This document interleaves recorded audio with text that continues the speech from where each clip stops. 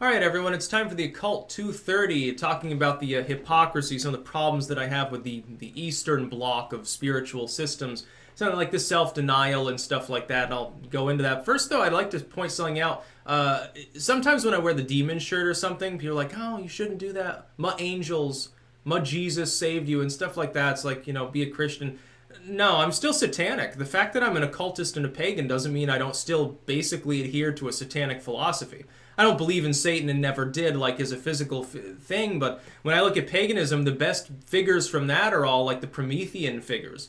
Like the rebels, the cosmic Luciferian rebels. It's basically the same story retold time and time again. Enki and all of these other figures from paganism are the best gods that are there. The ones that are rebellious and sometimes mischievous. The ones that fuck up the other gods' authoritarian plans, they're the greatest ones of all. Satan is a great dude. Too bad there's no actual physical Satan. But I wanted to talk about the Eastern religions and some of the hypocrisy I see there. Like, for example, I think that self-denial, in the ascetic sense of like Buddhism, self-denial is selfish. I think that it's a hypocritical and backwards sort of ideology, and here's why.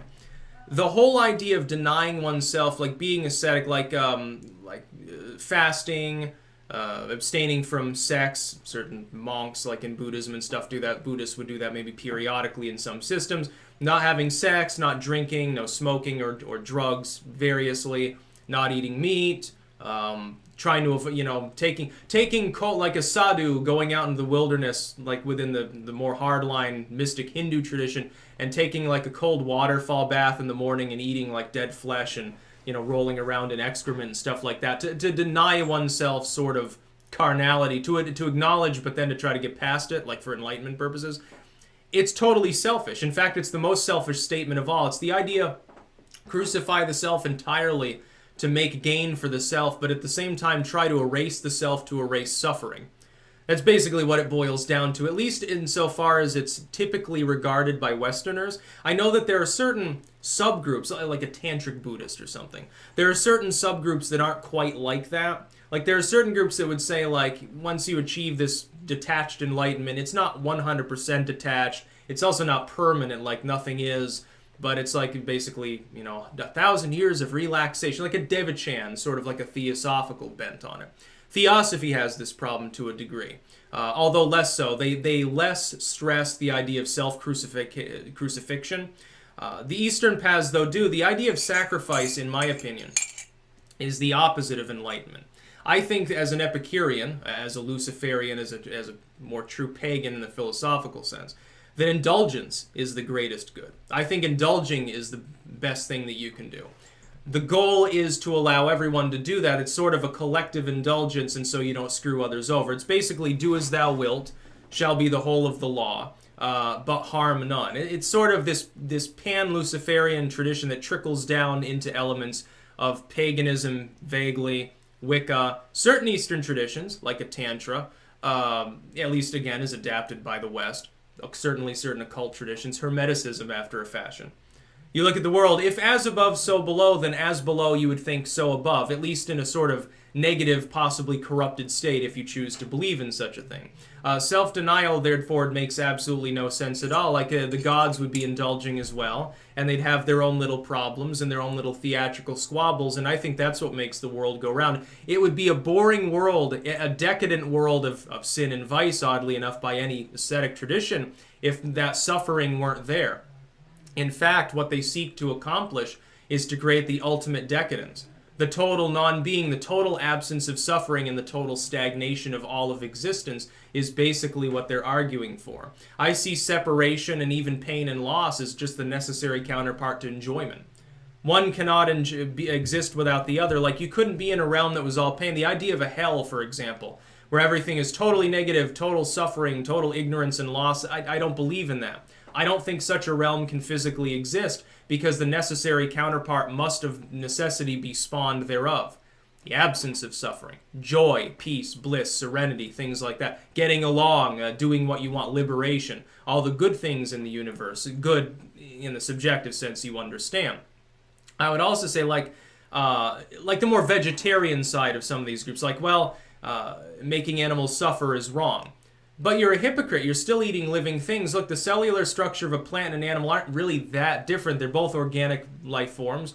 Plants don't have the neural capability to feel pain in the general sense, but at the same time, you're still destroying a living thing. Unless you're like a fruitarian and you're just like, oh, the only thing that I eat is fruits and nuts and shit that have already dropped off the plant. Like, I won't kill the plant to eat it. Like, you wouldn't harvest.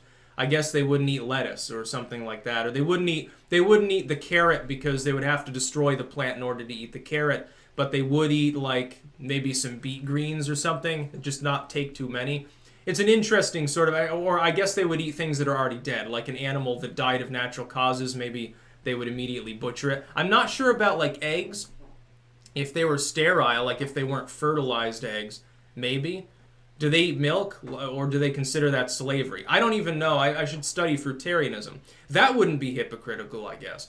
But like people who say, well, I'm a vegan because killing animals is wrong. Well, you're still killing plants. Most of you, anyway. Again, unless all you eat is kale smoothies, and you very conscientiously only take 2 leaves from each kale plant at a time to make sure that the balance of nature stays intact.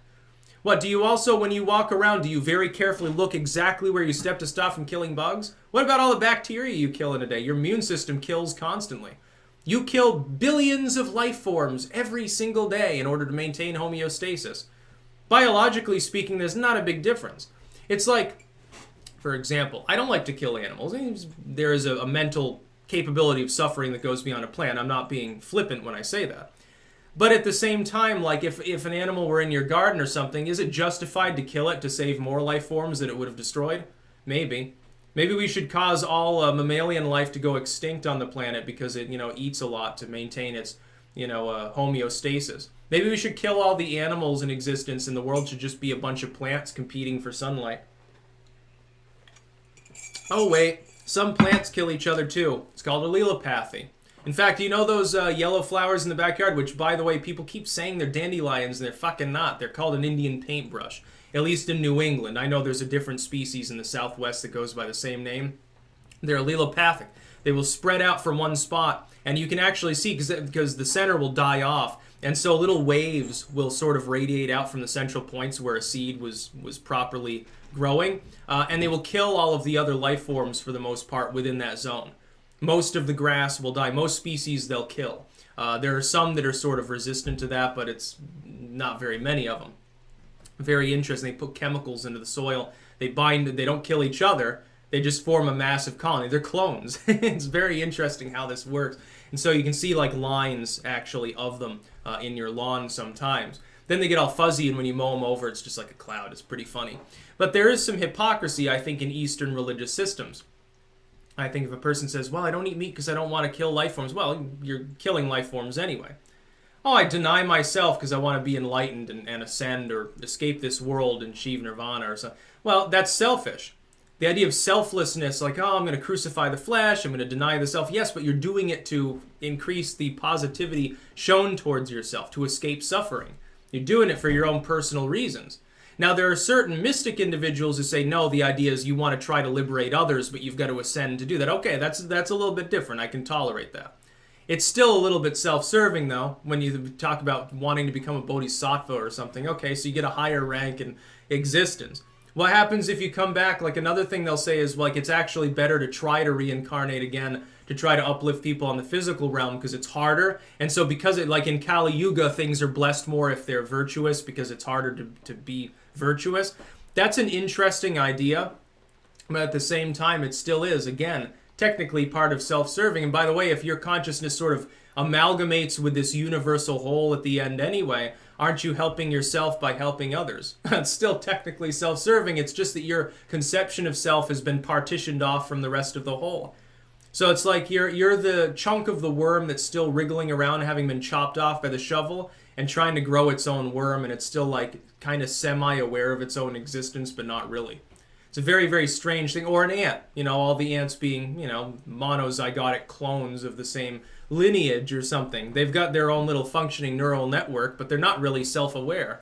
All they do is react through something that's not remarkably different from taxis. That's about all. Peace out.